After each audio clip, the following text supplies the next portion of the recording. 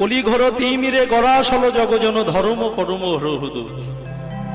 বিধাতা দেখলেন যে এই কলিযুগে সদা সর্বদা শুধু অনাচার আর ব্যভিচার বিরাজ করছে। কলিঘরে তামাচ্ছান্নান সর্ব অনাচার বর্জিতাং, এই কলিযুগকে তম অন্ধকারে আচ্ছন্ন করে ফেলেছে বাবা। শুধু তাই নয়, সর্ব অনাচার বর্জিতাং, যেখানে সেখানে শুধু অনাচার আর ব্যভিচার আর অত্যাচার। তাই নয় কি বাবা? অনাচার কি চলছে না কলিযুগে? আপনারা একটু ভেবে বলবেন, অনাচার কি চলছে না? একই বাড়িতে ভাইয়ে ভাইয়ে মারামারি, পিতা পুত্রে মারামারি, জায়ে জায়ে মারামারি, পাড়ায় পাড়ায় মারামারি, সমাজে সমাজে মারামারি, রাজ্যে রাজ্যে মারামারি। শুধু তাই নয়, দেশে দেশে মারামারি। ইউক্রেন আর রুশ চলছে। নিতাই গৌর হরি। তাহলে এই যে দাবানলের আগুন দাউ দাউ করে জ্বলছে সারা বিশ্ব জুড়ে, অত্যাচার আর ব্যভিচার। কেউ হরিনাম গায় না, হরিনামে কারো মতি নেই। এ মতো দশা হেরে বিধাতা এহেন কলির জীবকে রক্ষা করবেন বলে জগতের মাঝে এক নতুন মূর্তির নির্মাণ করলেন। সেই নতুন মূর্তি কি? অসাধনে চিন্তামণি।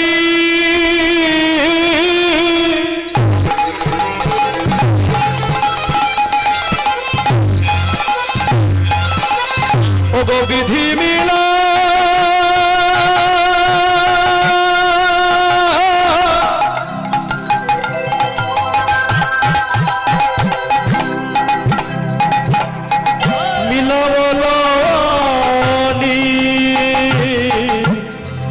অসাধনে চিন্তা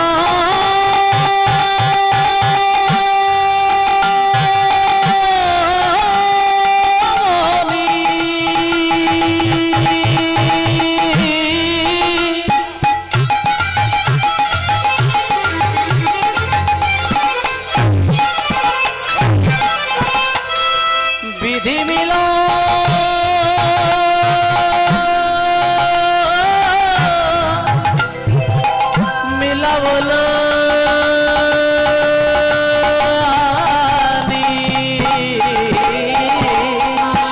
গোরা বড় দয়ালো ঠাকুর, আমার গোরা বড় দয়ালো ঠাকুর। নানা এমন দয়া আর হবে না,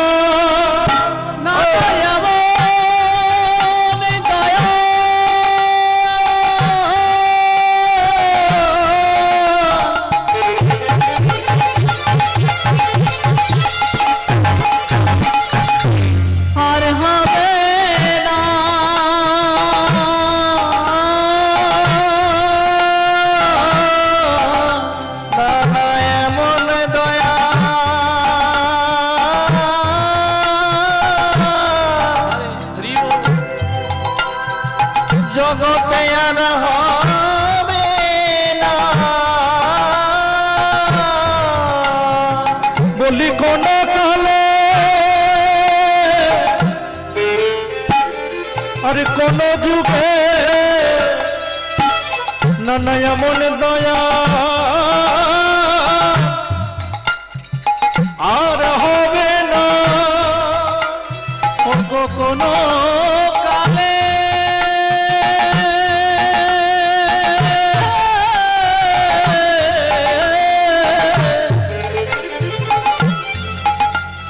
আর কোন যুগে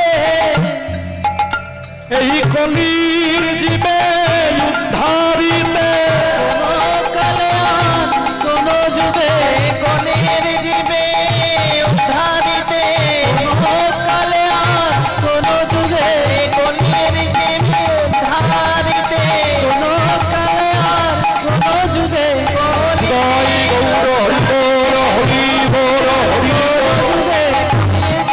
উদ্ধারিতে কোন কালে কোন যুগে এমন দয়া আর হবে না।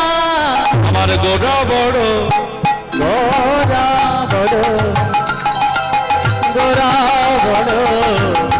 দয়ালো ঠাকুর, আমার গোরা বড়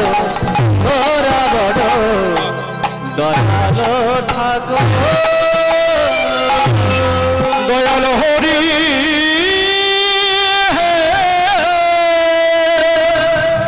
হরি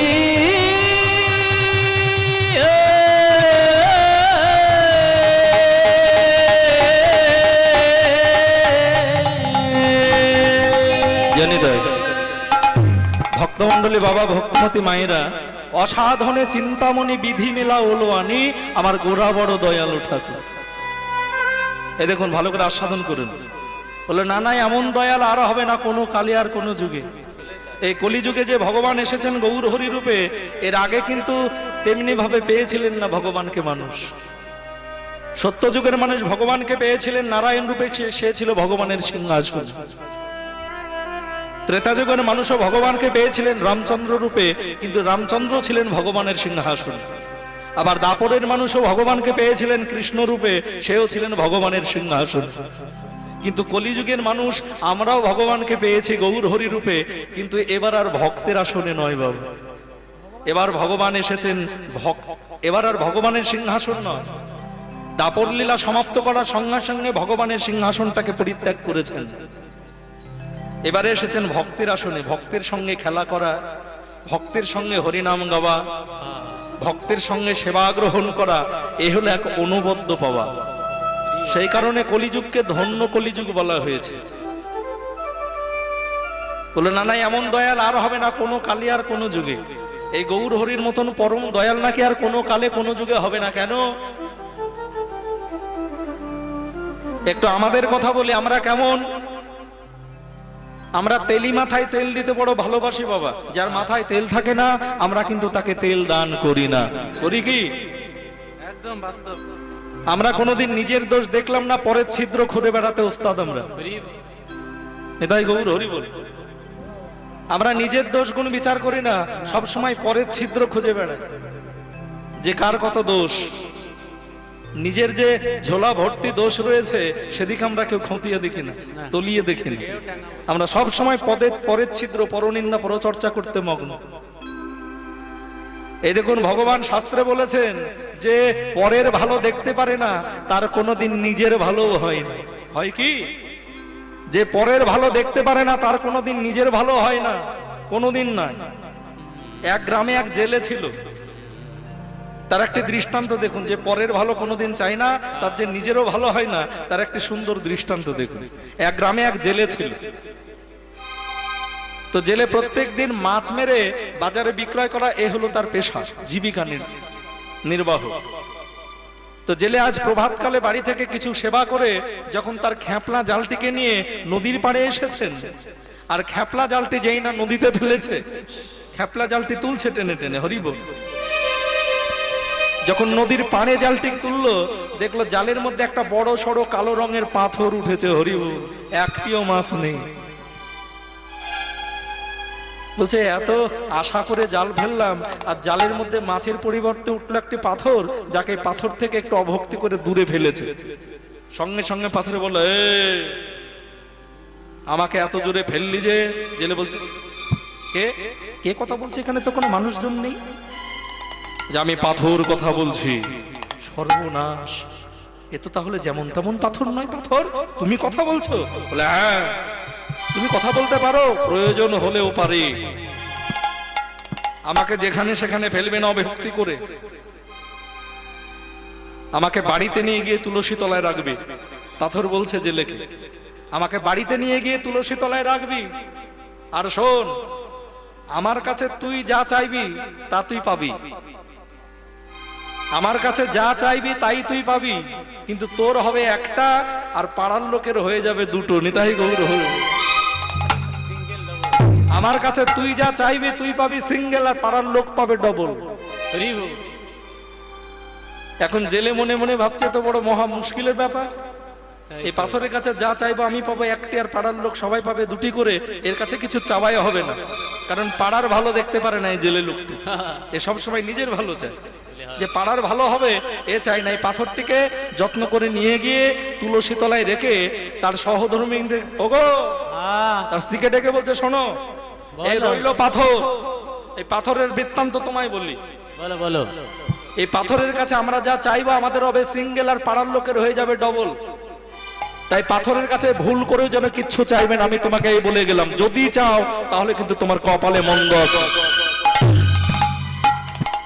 এই বলে বাড়ির গিন্নিকে ভালো করে শাসিয়ে পাথরটাকে তুলসী তলায় রেখে জেলে আবার খ্যাপলা জালটি নিয়ে নদীতে। এই দিনের শেষে সারাদিন মাছ ধরে জেলে যখন বাড়ি ফিরছে আর নিজের বাড়ি চিনতে পারছে না। নিতাই গৌর হরি, সর্বনাশ! পাড়াতে যে সব দোতলা বাড়ি হয়ে গেছে, একটা বাড়ি ঘরও চিনতে পারছে না জেলে। বলছে কি করে হলো, একই রকমের দোতলা বাড়ি। এখন জেলে সঙ্গে সঙ্গে মাথায় মনে মনে ভাবছে এই নিশ্চয়ই আমার স্ত্রীর কাজ, এই নিশ্চয়ই আমার পাথরকে বলেছে যে আমার বাড়ি ঘর নেই, তুমি আমাকে একতলা বাড়ি দাও। আমার হয়েছে একতলা বাড়ি, আর পাড়ার লোকের হয়ে গেছে দুতলা। হরি হরি জয় রাধে। তাহলে আমাকে এখন বাড়ি খুঁজতে গেলে আমার একতলা বাড়ি কোনটি সেটি খুঁজতে হবে দুতলার মধ্যে। মানে পাড়ার লোকের যদি ডবল হয় আমার হবে সিঙ্গেল, তাহলে পাড়ার লোকের দুতলা হয়েছে, আমার একতলা বাড়ি সেটাই হবে আমার। এই খুঁজে খুঁজে একতলা বাড়ি বের করে জেলে বাড়ি ঢুকলো। এখন বাড়িতে গিয়ে স্ত্রীকে ভালো করে শাসানি দিল, বলে তোমাকে কতবার আমি বারণ করেছিলাম এই পাথরের কাছে কিছু চাইবে না, তুমি চাইলে আমাদের হবে সিঙ্গেল আর পাড়ার লোকের হবে ডবল, তুমি তাই ভুল করলে। এখন জেলে মনে মনে ভাবতে লাগলো পাড়ার লোককে কি করে বিপদে ফেলা যায়। পাড়ার লোকের তো দুতলা বাড়ি হয়েছে, এই লোকগুলিকে কি করে বিপদে ফেলা যায় এই ভাবতে লাগলো সেই জেলে। ভাবতে ভাবতে এখন মনে মনে ভাবছে যে আমি যদি পাথরকে বলি যে আমার বাড়ির দুই দিকে গর্ত হয়ে যা, তাহলে পাড়ার লোকের চারিদিকে গর্ত হয়ে যাবে, তাহলে বাড়ি থেকে বেরোতে পারবে না, এটা একটা বিপদে ফেলা যাবে পাড়ার লোককে। হয় পাথর, আমার বাড়ির দুই দিকে গর্ত হয়ে যা বড় বড়। হরি বল।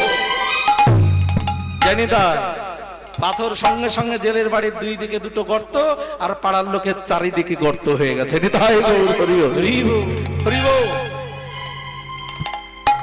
পাড়ার লোক মহা মুশকিলে পড়লো যে বাড়ির চারিদিকে গর্ত হয়ে গেল, কি ব্যাপার, বাড়ি থেকে তো বেরোনো মুশকিল, তবুও মানুষকে আটকাতে পারা গেল না।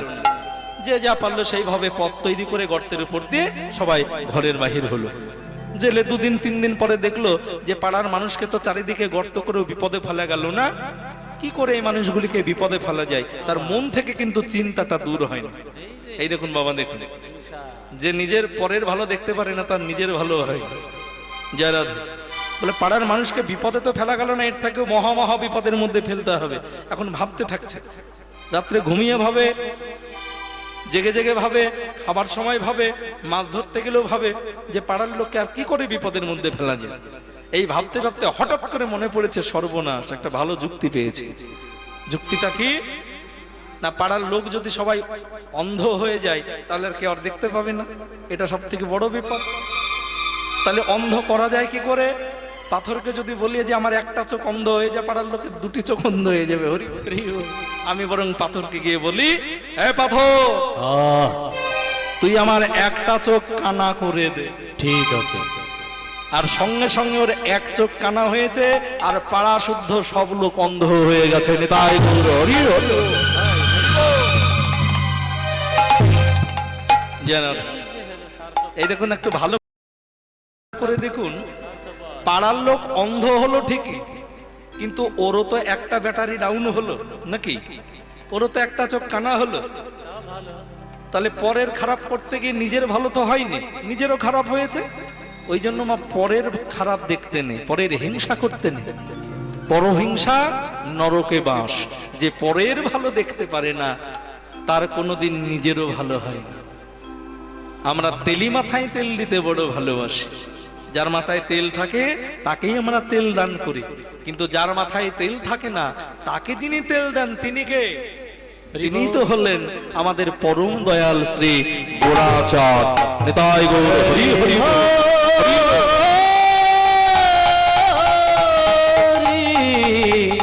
হরি।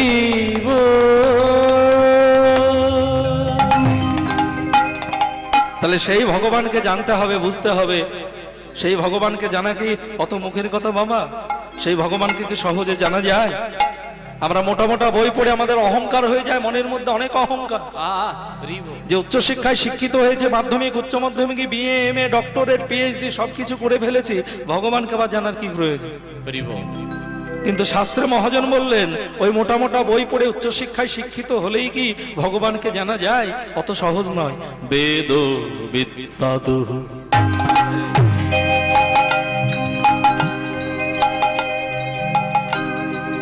কিছু নাহি জানত,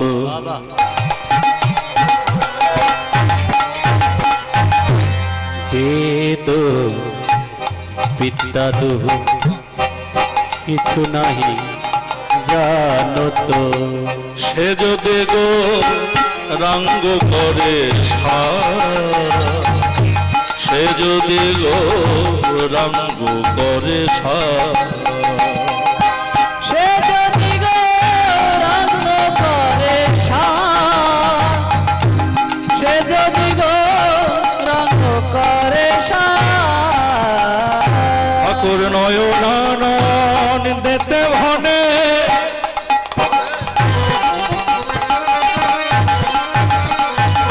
সেই সে সকলি জানে,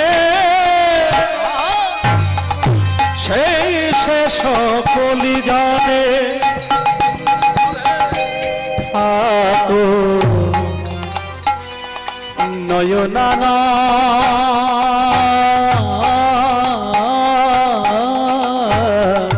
বলো বা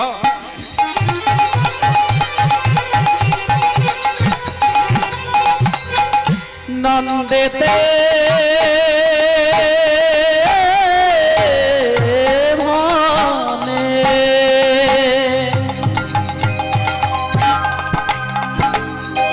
সেই শেষ কলি জানে, সেই শেষ কলি জানে। সর্বসিদ্ধে কর তলে সর্বসিদ্ধে কর তলে সর্বসিদ্ধি কর তলে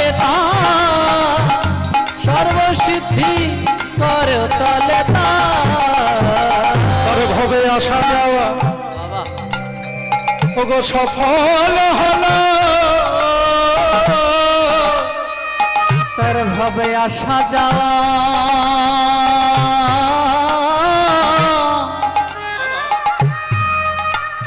ওগো সফল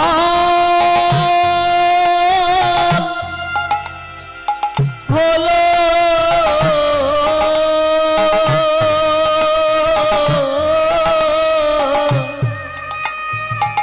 তার ভবে আসা যাওয়া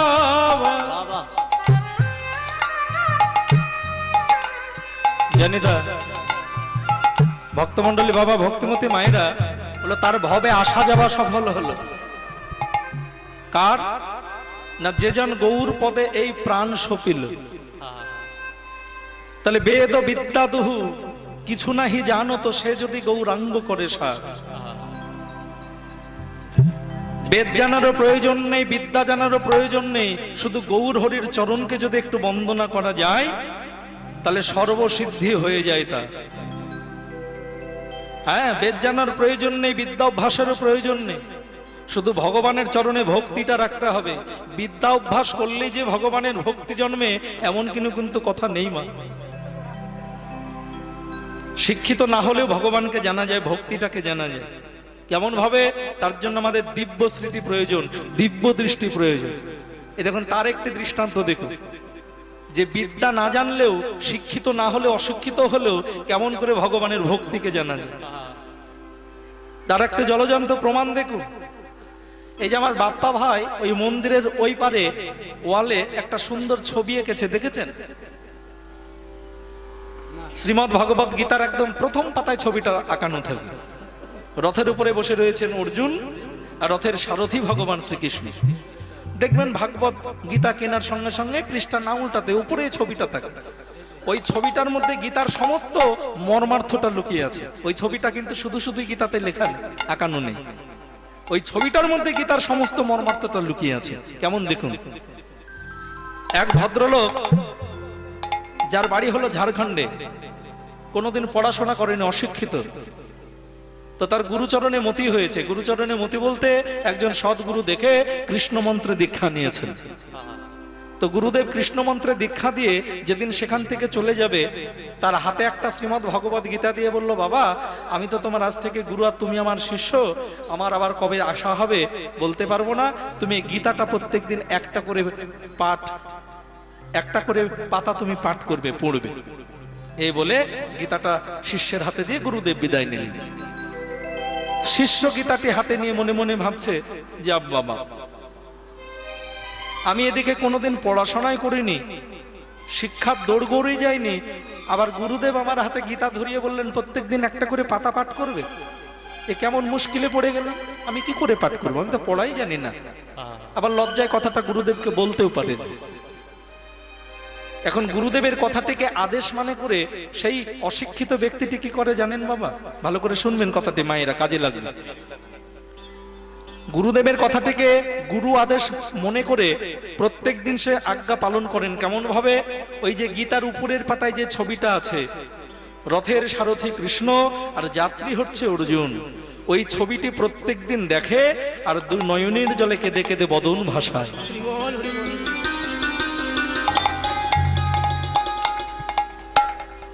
একদিন মহাপ্রভু নীলাচল থেকে যেদিন বৃন্দাবনের পথে যাচ্ছিলেন, ওই ঝাড়খণ্ডের মধ্য দিয়ে দেখলেন একটা বাড়ির সম্মুখে বেশ কিছু লোকের ভিড়। শুধু ভিড় নয়, হই হট্টগোল করছে, অষ্টহাসি হাসছে। জানি তাই অষ্টহাসি হাসছে। মহাপ্রভু থমকে দাঁড়ালেন, দেখি তো বিষয়টা কি। এই বাড়িটির সামনে এতগুলি লোক হাসাহাসি করছে, ব্যাপারটা দেখতেই হয়। মহাপ্রভু এগিয়ে গিয়ে বলেন, এই যে বাবা তোমরা হাসছো কেন? বলে, জানি না আপনি কোথা থেকে এসেছেন, তবে শুনুন, এই বাড়ির যিনি মালিক তিনি হলেন একজন মূর্খ অশিক্ষিত ব্যক্তি, অথচ এ প্রত্যেক দিন গীতা হাতে নিয়ে পড়াশোনা করে, জানি না কি পড়ে। আমরা এই মূর্খের দশা দেখে আমরা প্রত্যেক দিন এইরকম ভাবে ভিড় জমি অট্টহাসি হাসি। এখন কথাটা শুনে ভগবান মহাপ্রভু ভাবলেন, কত সুন্দর দৃষ্টান্ত দেখবেন ভক্তমন্ডলী, বাবা ভক্তিমতী মায়েরা। মহাপ্রভু মনে মনে ভাবলেন, যে ব্যক্তি কোনোদিন পড়াশোনা করেনি, মূর্খ অশিক্ষিত, সে শ্রীমদ্ ভাগবত গীতা পড়ছে, দেখি তো একবার।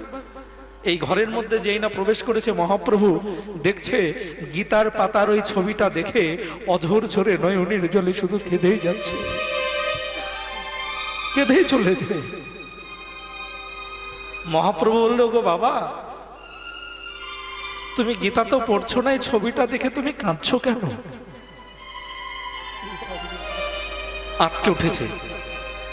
প্রভু জানি না কোথা থেকে এসেছেন, এই দেখুন আমি তো মূর্খ, আমি তো অশিক্ষিত, কিন্তু আমার গুরুদেব আবার আমাকে প্রত্যেকদিন গীতা পড়তে বলেছেন, আমি তো পড়তে পারি না, তাই প্রত্যেকদিন গীতার ছবিটা দেখি আর নয়নের জলে বুক ভাসিয়ে কাঁদি।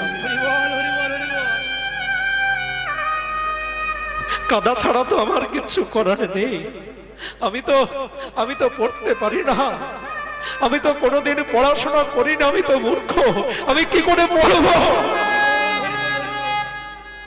তাই প্রত্যেকদিন আমি গীতার এই ছবিটা দেখি আর মনে মনে কাঁদি। মহাপ্রভু বললেন, বাবা এই ছবিটা দেখে তুমি কি এমন বুঝো যে তুমি অঝোর ঝরে শুধু কাঁদো ছবিটা দেখে? এই যে দেখুন না, দেখুন, এই দেখুন রথের সারথি কৃষ্ণ দেখা যাচ্ছে, আর অর্জুন হচ্ছে রথের যাত্রী। মহাপ্রভু যেই না জিজ্ঞেস করেছে আসতে, বলছে দেখুন না, আসুন, আমি কেন কাঁদি ছবিটা দেখে। ভগবান শ্রীকৃষ্ণ কত সুন্দর কৃপা করে রথের সারথি সেজে অর্জুনকে বহন করে নিয়ে যাচ্ছেন এই ভব সংসার থেকে। ঠিক এমনি ভাবে কি আমার প্রতি ভগবানের কৃপা হবে না? আমার এমন সুদী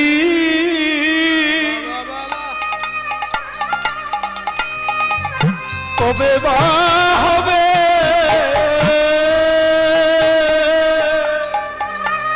প্রভু গো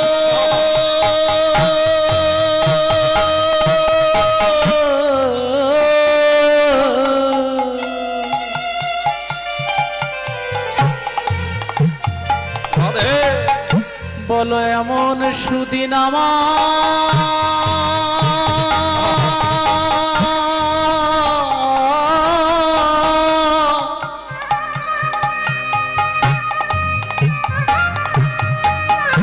কবে বা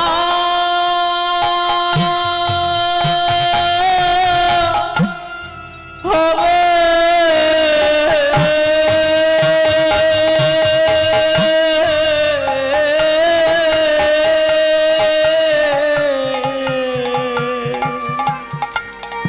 যেদিন ভগবানে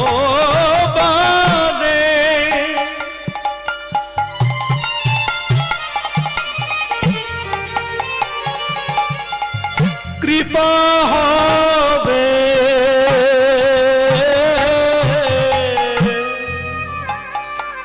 প্রভু আমার মন সুদী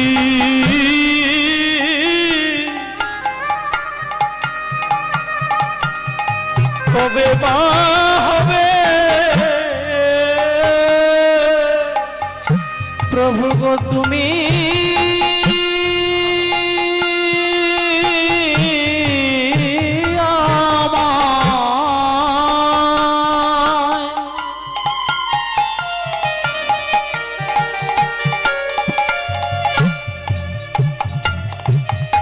হাত ধরে পার করে নেবে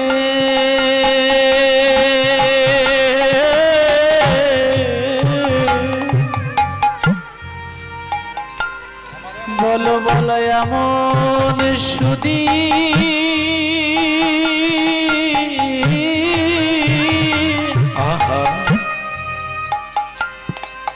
আমার কবে বা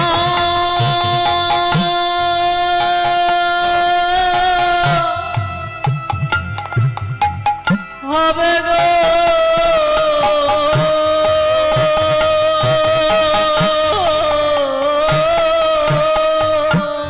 জেনে থাক মহাপ্রভুকে দেখে দেখাচ্ছেন মূর্খ ব্যক্তি, দেখুন না প্রভু আমার এমন সুদিন কবে হবে অর্জুনের মতো ভগবান আমাকেও রথে করে পার করুন।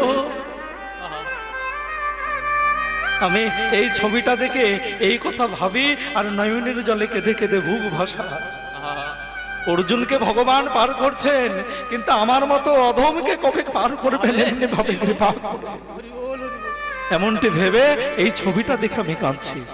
মহাপ্রভু সঙ্গে সঙ্গে সেই মূর্খ ব্যক্তিকে বক্ষে জড়িয়ে ধরে এতক্ষণ ধরে বাইরে যারা হাসছিলেন তাদের কাছে এসে বললেন, ওগো তোমরা কাকে দেখে হাসছো? কাকে দেখে হাসছো? বললো, কেন আপনি যাকে ধরে নিয়ে আসছেন এ মূর্খ নয়, এ অশিক্ষিত নয়।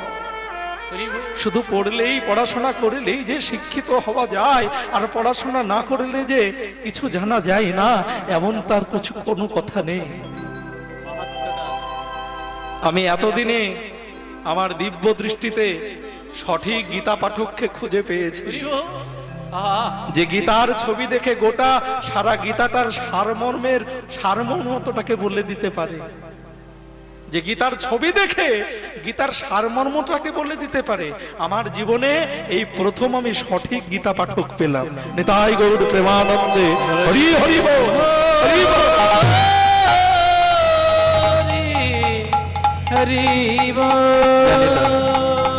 ভক্তমন্ডলী বাবা, ভক্ত মায়েরা, এই দেখো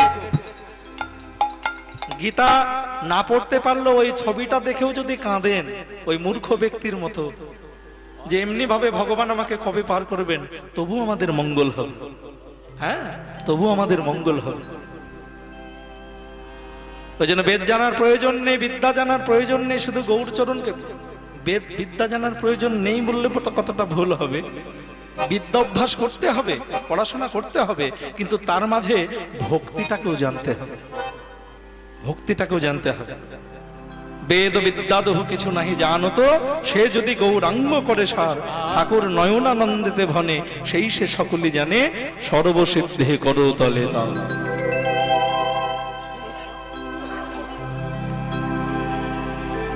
ওগো সর্বসিদ্ধি করো তলে তাল।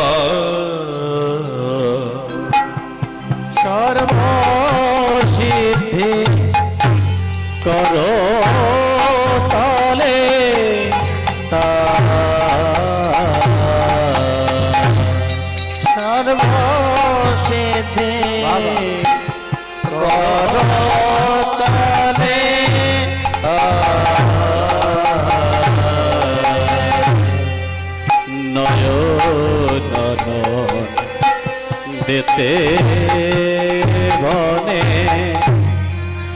সেই শেষ কোলে জানে সর্বসিদ্ধি করতলে সর্বসিদ্ধি করতলে নয়নানন্দে দেবানে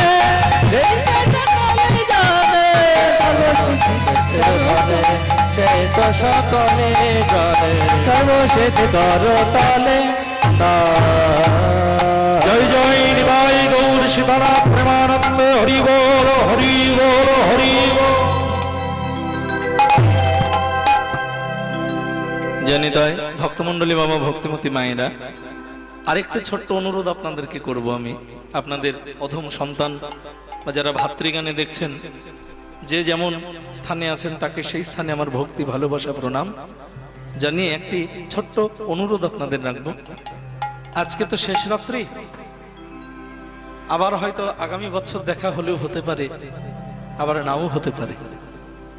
নিঃশ্বাসকে তো বিশ্বাস নেই, তাই একটাই করজোড়ে অনুরোধ, যদি আজকে শেষ পর্যন্ত একটু আপনারা সঙ্গ দেন আমায়, ভালো লাগবে আপনাদেরও আমারও।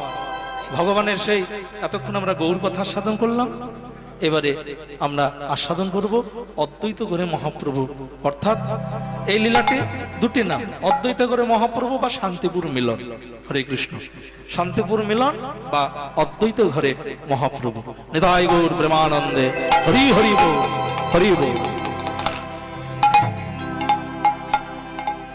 মহাপ্রভু শ্রীধাম নবদ্বীপে যতদিন ছিলেন, বৈবস্বত্তম অষ্টবিংশতি যুগ সম্ভবে চতুর্দশ শতাব্দে বাই সপ্তবর্ষ সমন্বিতে ভাগীরথী তটে রম্যে শচীগর্ভ মহর্ণবে রাহুগ্রস্ত পূর্ণিমায়াং গৌরাঙ্গ প্রকাট ভবে। আজ থেকে প্রায় 537 বছর পূর্বে বৈবস্বত্ত মন্বন্তরের 28তম চতুর্যুগের কলির প্রথম সন্ধ্যায় 1407 শকাব্দ 892 বঙ্গাব্দ 1485 খ্রিস্টাব্দ মতান্তরে 1486 খ্রিস্টাব্দের 23 ফাল্গুন শনিবার কিংবা রবিবার বিতর্ক আছে বিভিন্ন গ্রন্থে, প্রভু আমার সিংহের ন্যায় হুঙ্কার দিয়ে শ্রীধাম নবদ্বীপে জগন্নাথ মিশ্রের ঘর আলো করে সচিমায়ের উদরে প্রকটিত হয়ে গেলেন। নিতাই গৌর হরি হরি। এখন তার শিশুকালটা দুরন্তপনার মধ্যে কেটেছিল। শিশুবেলা যখন তিনি একটু বড় হলেন, শিশুকাল থেকে যখন তিনি কৈশোরে পা রাখলেন, কৈশোর থেকে প্রৌগণ্ড, এমন সময় তিনি সঙ্গী সাথীদের নিয়ে হরিনাম কীর্তন গাইতেন। হ্যাঁ, এমন সময় তিনি সঙ্গী সাথীদের নিয়ে হরিনাম সংকীর্তন গাইতেন। তো হরিনামে ভাষার আগে একটি কথা ছোট্ট করে বলে রাখি। একদিন নারদ, শ্রীমদ্ ভাগবত থেকে বলছি, একদিন নারদ ভগবানের শ্রীচরণে গিয়ে প্রশ্ন করছে, প্রভু এই কথাটি স্বরূপদাও কালকে বলেছে, কিন্তু অন্যরকম ভাবে বলেছে, আমি আর একটু অন্যরকম ভাবে বলবো। ভাগবত থেকে নারদ বৃন্দাবনে ভগবানের কাছে গিয়ে বলছে, ভগবানের শ্রীচরণে প্রণাম করে বলছে, প্রভু আমি যে দিনরাত 24 ঘন্টা বিনা বাজিয়ে তোমার গুণগান গাই, এই যে হরিনাম গাই, তুমি কি আমাকে বলতে পারবে যে তোমার নামের মহিমাটা আসলে কি? নামের মহিমাটা কি? এই কৃপাটা যদি তুমি একবার আমায় করো, মানে তুমি যদি একটু বুঝিয়ে বল। যখন নারদ ভগবানকে প্রশ্নটা করেছে যে প্রভু গো নামের মহিমা আসলে কি, ভগবান তখনই বললেন, নারদ এই প্রশ্নের উত্তর এখানে নয়, পৃথিবীতে মর্তধামে যেতে হবে জানতে গেলে। বলো চলো আমরা দুজনে ব্রাহ্মণের বেশ ধারণ করে, যাতে আমাদেরকে কেউ চিনতে না পারে মর্তবাসী, আমরা পৃথিবীতে গমন করি, আর সেখানে গিয়ে তোমার প্রশ্নের উত্তরটা খুঁজবো। এই ভগবান নারদকে সঙ্গে নিয়ে ব্রাহ্মণের রূপ ধারণ করে পৃথিবীর মাটিতে এসে চরণ ধরে নিলেন। প্রথমেই দেখতে পেলেন একটা গোবরের মধ্য থেকে গোবরে পোকা বেরিয়ে আসছে, গোবরে পোকা। আর গোবরে পোকাকে লক্ষ্য করে ভগবান বললেন, নারদ তুমি এক কাজ করো, এই গোবরে পোকাকে গিয়ে জিজ্ঞেস করো নামের মহিমাটা কি, এই গোবরে পোকা তোমাকে উত্তরটা দিয়ে দিতে পারবে। ভগবানের কথা শুনে নারদের পছন্দ হলো না, গোবরে পোকা উত্তর দিবে? বলে বেশ, তুমি যখন বলছো আমি একবার জিজ্ঞেস করে দেখি। এই নারদ গোবরে পোকার কাছে গিয়ে বলছে, এই যে গোবরে পোকা, ও বন্ধু। গোবরে পোকা তো কথা বলতে পারে না। বন্ধু, আমি তোমার কাছে এসেছি, তুমি বলতে পারবে যে নামের মহিমাটা কি? যেই না নারদ গোবরে পোকাকে প্রশ্নটা করেছে, গোবরে পোকা তৎক্ষণাৎ প্রাণ ত্যাগ করেছে। তাই গৌর গোবরে পোকা মরে গেল। বলে একই হলো প্রভু, নামের মহিমা জিজ্ঞেস করতে গোবরে পোকা মরে গেল। ভগবান বলল, ইয়ার করা যাবে নারদ, চলো অন্যত্র যাই, দেখি নামের মহিমাটার উত্তর পাওয়া যায় কিনা। এই বলে নারদকে ভগবান নিয়ে লোকালয় ছেড়ে বনপথ ধরলেন, জঙ্গলের মধ্যে। আর সম্মুখে দেখতে পেলেন একটি হরিণ। হরিণকে দেখতে পেয়ে ভগবান বললেন, নারদ এই হরিণটিকে জিজ্ঞেস করো, ও তোমাকে নামের মহিমাটা বললেও বলে দিতে পারে। নারদ বলল, আবার হরিণকে জিজ্ঞেস করবো, না জানি কপালে কি আছে, যা একবার জিজ্ঞেস করি। এই যে হরিণ ভাইয়া, ও হরিণ ভাইয়া, তুমি কি বলতে পারবে নামের মহিমা কি? যেই না নারদ হরিণও সঙ্গে সঙ্গে শেষ নিঃশ্বাস হারিয়েছেন। তাই গৌর হরি। হরিণ মরে গেল।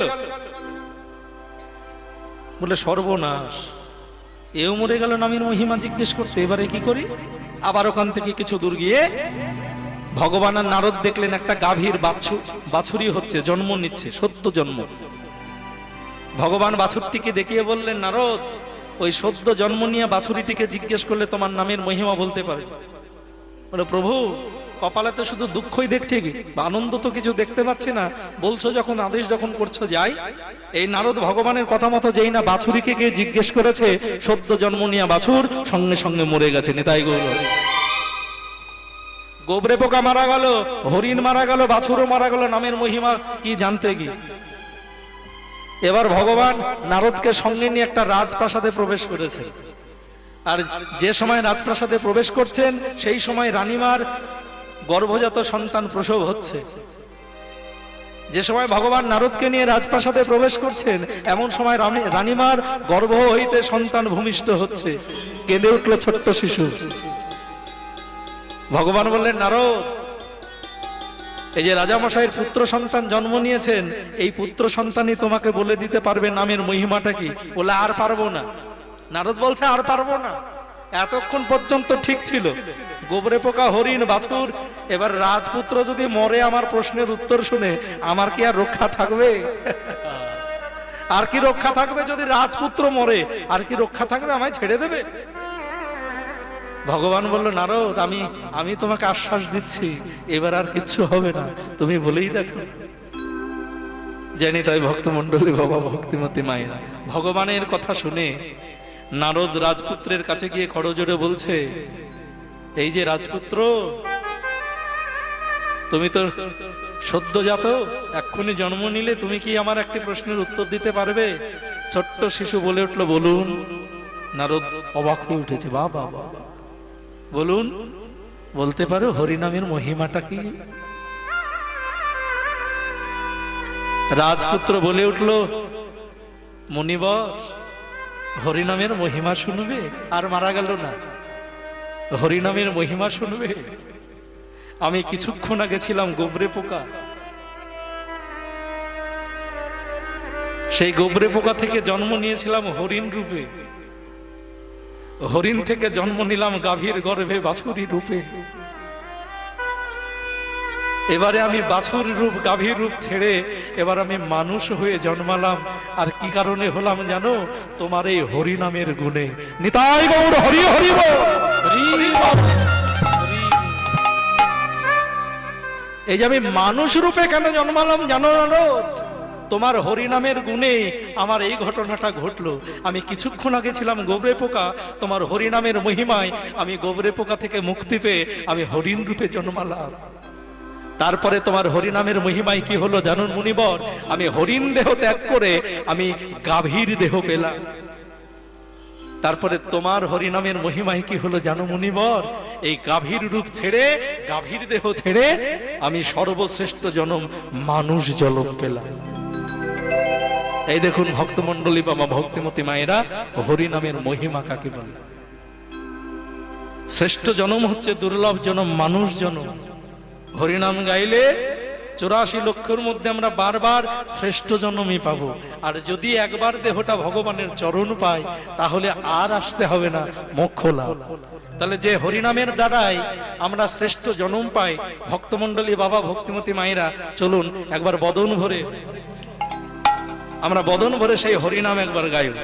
মহাপ্রভু শ্রীধাম নবদ্বীপে প্রথম যে হরিনাম প্রচার করেছিলেন তার পারিষদ বর্গকে নিয়ে, হ্যাঁ, তারক ব্রহ্ম নাম কিন্তু প্রথমে ছিল না। হরে কৃষ্ণ কৃষ্ণ কৃষ্ণ হরে হরে, হরে রাম রাম রাম হরে হরে, এই নাম কিন্তু প্রথমে ছিল না। মহাপ্রভু প্রথমে যে নামটি প্রচার করেছিলেন শ্রীধাম নবদ্বীপে, সেই নামটা আমরা একটু এখন আস্বাদন করব। সকলে মিলে আমার সঙ্গে গাইবেন তো? হ্যাঁ, সকলে হরি হরায় নম, কৃষ্ণ যাদবায় নম, হরি হরায় নম, কৃষ্ণ যাদবায় নম, নম কৃষ্ণ যাদবায় নম, হরি হরায় নম, কৃষ্ণ যাদবায় নম, হরে যাদবায় মাধবায় কেশবায় নম, যাদবাই মাধবাই কেশবাই নম, যাদবায় মাধবায় কেশবায় নম, গোপাল গোবিন্দ নামে শ্রী মধুসূদন, গোপাল গোবিন্দ নামে শ্রী মধুসূদন, গোপাল গোবিন্দ নামে শ্রী মধুসূদন, গোপাল গোবিন্দ নামে শ্রী মধুসূদন, গোপাল গোবিন্দ নামে শ্রী মধুসূদন, হরি গিরিধারী গোপীনাথ মদন গিরিধারী গোপীনাথ মদন মোহন, গিরিধারী গোপীনাথ মদন মোহন,